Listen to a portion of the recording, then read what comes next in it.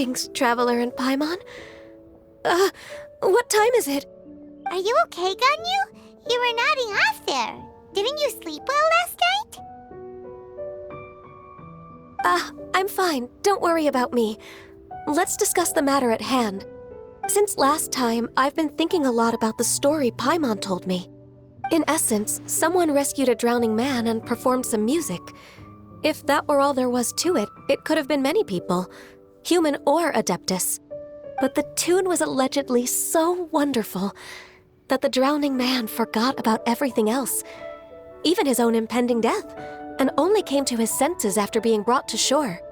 Perhaps there was an adeptal power at work in that music that he, as a mortal, could not perceive. Or perhaps he sensed a power surrounding him but lacked the words to describe it, not knowing where it came from. Either way, if this part of the story is true, then the rescuer has to have been an Adeptus. You really think so? But this story is all the way from Fontaine. Isn't this a bit of a long shot? Also, Paimon's really curious about how people from Fontaine think this fairy lady looked. Ooh, like a crystal fly's wings? That would be pretty cool. But Paimon definitely can't imagine any of the Adepti looking like that. Actually, Ganyu, if you had to save a drowning person, how would you go about it? Huh? Me? Well, I'd get them to the shore, and then I'd probably hide behind a tree and watch them for a while. Once I was sure that they were going to be okay, I'd slip away without a sound. Got it. So basically, Ganyu's the type of person who doesn't like taking credit for her good deeds. No, it's not like that. I'm just not very good at explaining things. And I also find it really awkward accepting other people's gratitude. Well, what if this Adeptus in the story had a similar attitude? That would explain why she just left without saying a word. She was probably thinking something like, one was merely passing by and saw fit to address this egregious disruption to one's graceful zithering at once. You may keep your thanks to yourself. That was actually a very good impression of Cloud Retainer, Paimon. As far as I'm aware, Cloud Retainer isn't the most musically gifted. Still, we can't completely rule her out just yet. If we set off now, we could head to Mount Outsung and ask her about it. You'll be able to confirm either way if it's her, and I can, I've been in Lea Harbor for so long now that I'm just not as familiar with the Adepti anymore. If there's anything we want to know about them, she's the best person to ask. Sounds great! And we're pretty close with Cloud Retainer by now, so we probably don't even need to bring her food this time, right? I've prepared a gift for her to mark the festival, just in case. However, Cloud Retainer spends most of her days studying mechanisms in her abode. She's on her own so much of the time that the moment she has someone to chat with, she just... Never mind. I promised I'd help Mr. Dvorak, and now that I've made the contract, I can't be having second thoughts. Traveler, Paimon, let's set off for Cloud Retainer's abode. Seems like this is a tough decision for Ganyu, but she's made up her mind now. Paimon gets why she'd be so anxious. Okay, how about this? If Cloud Retainer tries to start telling stories about her again this year, we should pipe up and change the topic. Wait, did she leave already? Hey, Ganyu, wait up!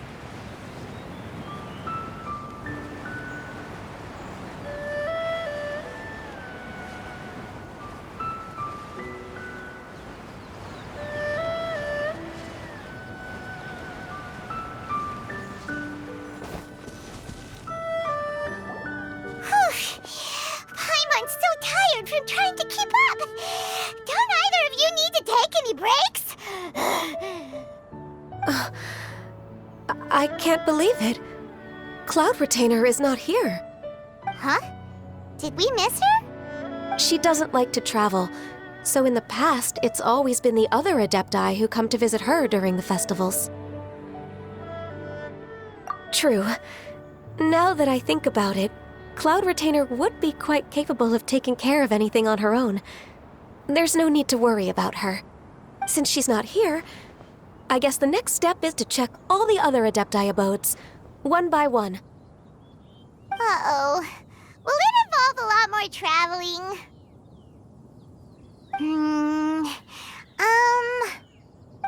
Got it! Paimon has a great idea! Please go on, Paimon.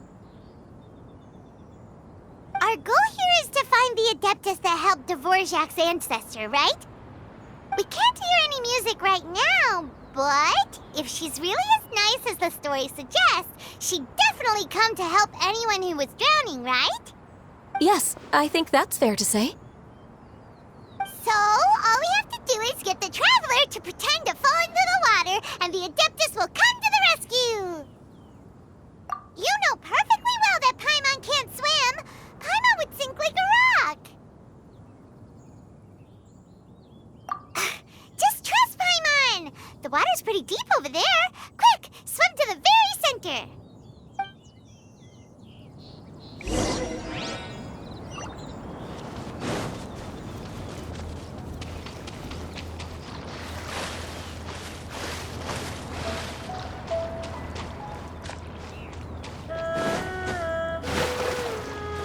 Help! Help! Someone's drowning! If only there was a kind-hearted Adeptus here to save us! Oh no! Whatever will a Paimon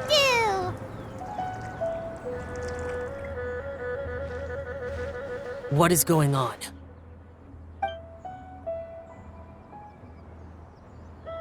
How do you feel right now?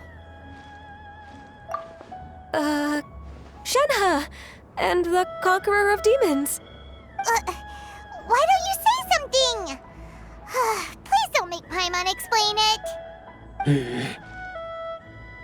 Okay, fine. Paimon will explain. We're looking for an Adeptus who's good at being a lifeguard and playing music. But if the Adepti aren't gonna stay home, then how are we supposed to find them? It wasn't me. Yeah, so this Adeptus is most likely a woman. And I am not an Adeptus, as you both already know, Traveler and Paimon. Okay, so this is Paimon's fault. No way Paimon would have suggested this idea if she'd known how awkward this was gonna be. Glad you're okay. As far as I know, the one you seek is no Yaksha. And one last thing. Your actions here caused others a great deal of worry. Do not repeat them again in the future. As ever, the Conqueror of Demons comes and goes, just like the wind. Right. I didn't dare to say a word just now. How's your training going, Shenhe? Have you made any plans for Lantern Rite? We could spend it together in Liyue Harbor if you'd like. I had planned to spend the festival with Master this year. However... Oh, speaking of Cloud Retainer, when did you see her last? Earlier this morning, she set off for Mount Hulao at dawn. I noticed she was using an Adeptus art of some kind to protect a mechanism that looked like a boiler. Maybe it was a gift for Mountain Shaper. I did not inquire. So we just missed her. Please excuse me for a moment. I think I'll leave the gift in her abode. Sure. Thank you. It sounds like Ganyu and Shenhe have gotten a lot closer recently. Yes. During the summer and winter, I continued to train with Master. In the other months of the year, I have been learning to adapt to human life in Liyue Harbor. Ganyu arranged accommodations for me in the city, and also recommended several work positions for me. But when I try to blend in by referring to her as Miss Ganyu or Lady Ganyu, like the others, she says I mustn't address her like that. Sometimes I'm supposed to copy other people. Sometimes I'm not. It's a little difficult to keep track of everything. Oh, is that what it is? Noted. So, you came looking for Master today because you wanted to ask her about the Mystery Adeptus. Is that right? Yep.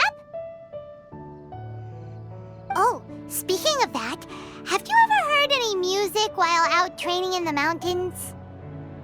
Music? What is that? It's, a kind of a happy or relaxing sound. Or, a nerve-wracking sound. Or even a terrifying one.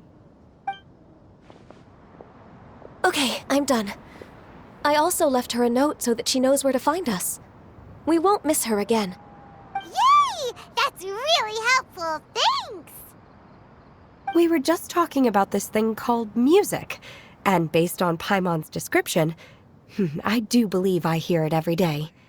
Please follow me. Oh, really? Great, let's go!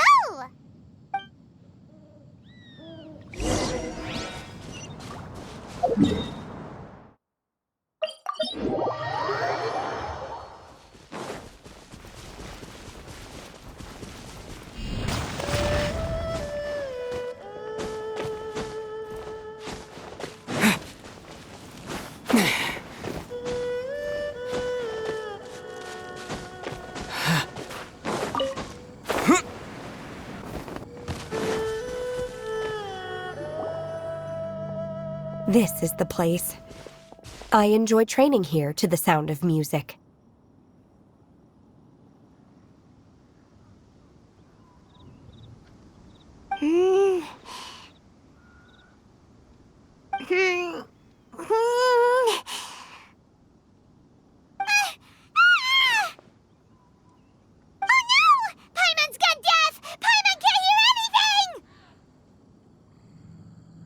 Oh, whew!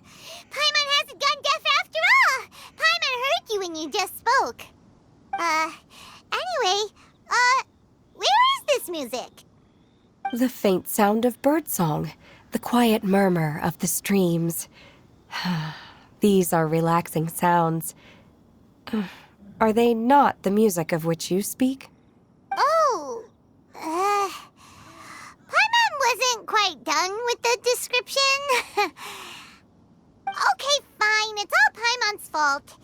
What we're looking for are not the sounds of nature, but melodies played on special instruments. Oh, and a melody is? Huh?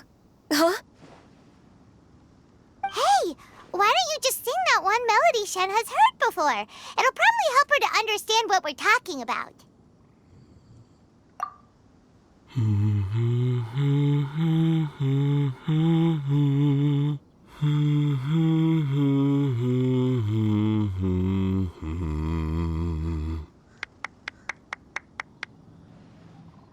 Oh, was that from the opera that Yunjin sang? Mm-hmm. That was a melody, and melodies can be called music. It felt like I was transported back to the past. In my mind's eye, I could see the Zhao lanterns lighting up the night sky again. We're all there, raising our glasses and drinking to our heart's content on the Jade Chamber. As I watched Yunjin's performance, I felt a warm sensation in my heart. And as the drink reached my stomach, it went from warm to hot. When you hummed that melody just now, feelings from a whole year ago came right back to me, as strong as they were on that day. So that's the power of music. Wow, Shenhe. That was so deep! Music definitely has the power to bring up memories. It's like a time capsule with all the special moments from our lives squished inside. What about you, Ganyu? Are there any melodies that have left a deep impression on you? I don't remember if my parents ever sang any lullabies to me. I know some local folk songs, and a few other things come to mind too. The songs of the sailors down at the docks, the little ditties that the vendors call out in front of their beloved shops, the tunes of folk artists performing on the streets. Yes, that's right. In the past, whenever I heard the sound of those tunes, I always felt that they were worlds apart from me. Many in Liyue probably view me as a non-human. And they are right, in the sense that I never could connect with humans' artistic expression and their sentiments. So I haven't been able to integrate into their community and be a part of their lives. At least, that's the view I held in the past. Only more recently did I start to realize that the only barriers are ones that I have erected with my imagination. The way those melodies make me feel isn't all that different from other people after all. They're about mundane details of everyday existence. Life's ups and downs, joys and sorrows. Even though we come from different backgrounds and have different stories to tell, when it comes down to the most common things that we see and experience around us each day in the city, in that sense, we're all the same. You go, Ganyu! You're really making progress. You have loads of friends in Liyue Harbor when you think about it. Okay, maybe some are more like coworkers and bosses. But at the very least, Kuching and Shenna are your friends now, right? Yes, I am. Technically speaking, we should refer to each other by the conventional forms of address used among fellow disciples. But now that I know what constitutes a friendship, I do believe we are more friends than co-disciples. Thank you, everyone. Once the days are warmer, I would like to host you at my home in the city. Please invite Kuching as well. I've planted many types of flowers. I'm sure some of them will be to your taste. You are too kind. I couldn't possibly. Nonsense. You are my friend. I have cultivated and cared for the flowers just as you taught me. Once you've seen them for yourself, I am sure you can advise me how to do an even better job next time. I will save some for decoration. We can feast on the rest. Then, thank you in advance. Wait, what is that saying again? If you insist? Do people say that? I'm not completely sure either. It doesn't matter, okay? You got the point across. No need to split hairs. Paimon's more concerned about your idea of a girls' night out. Eating flowers? Really? Does this have anything to do with you both being the disciples of that illuminated bird?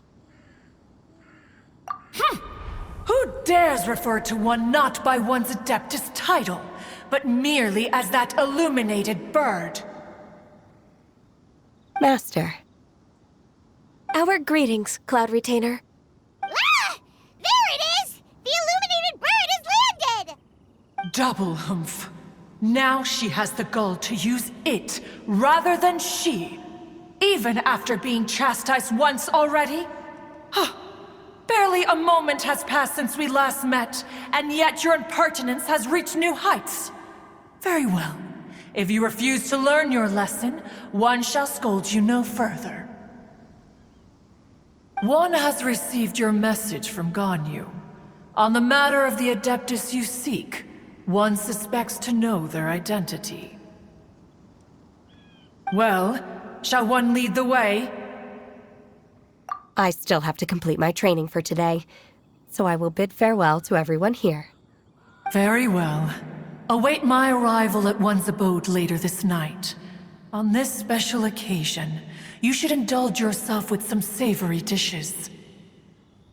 If you want to release a Shao Lantern, come and find us anytime. Thank you, everyone. Happy Lantern Rite to you too.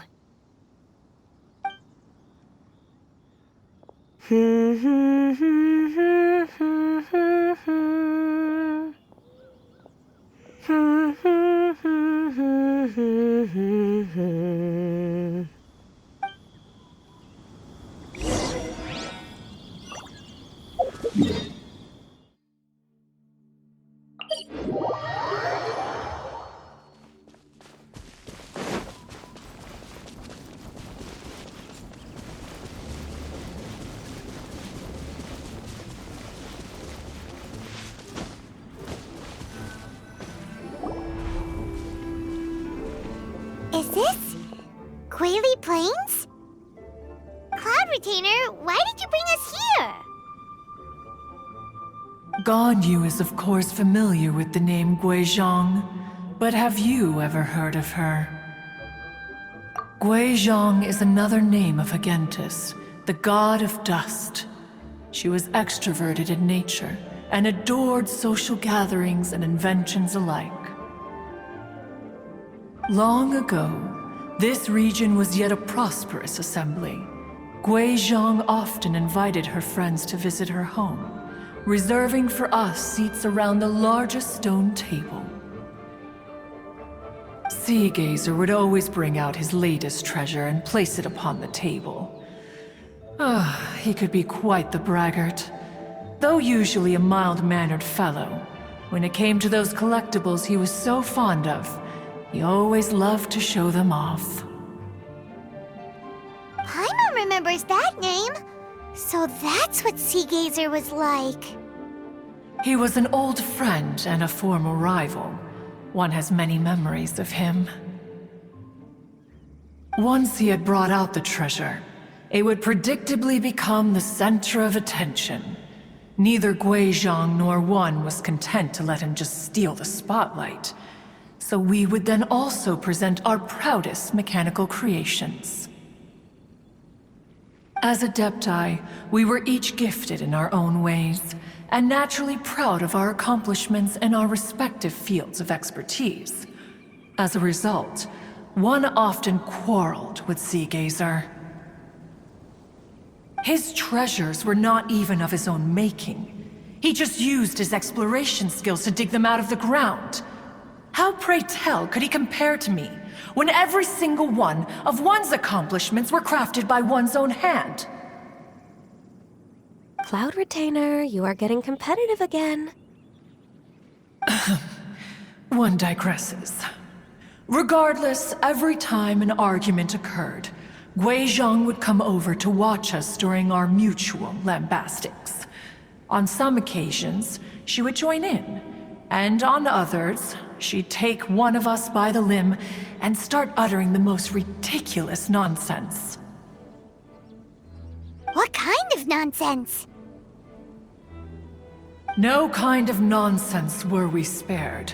Sometimes she would brazenly opine, why argue between yourselves when neither of you could ever hope to beat me?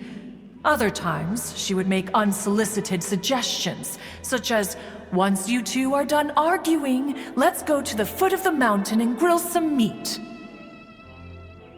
She always sought to make everyone happy, and one must say, she had quite the gift for it.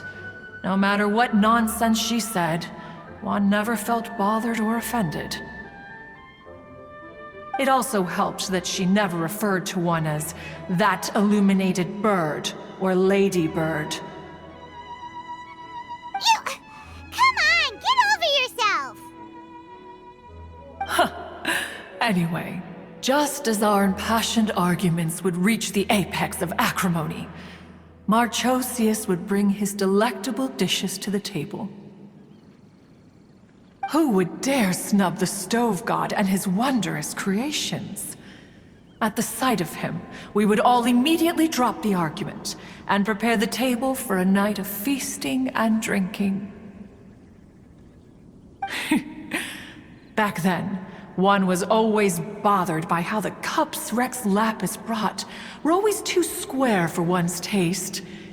Can you see yourselves ever enjoying a drink from a square cup?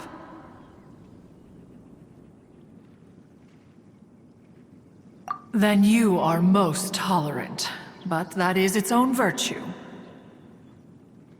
Even one could never find fault with Marchosius's cooking.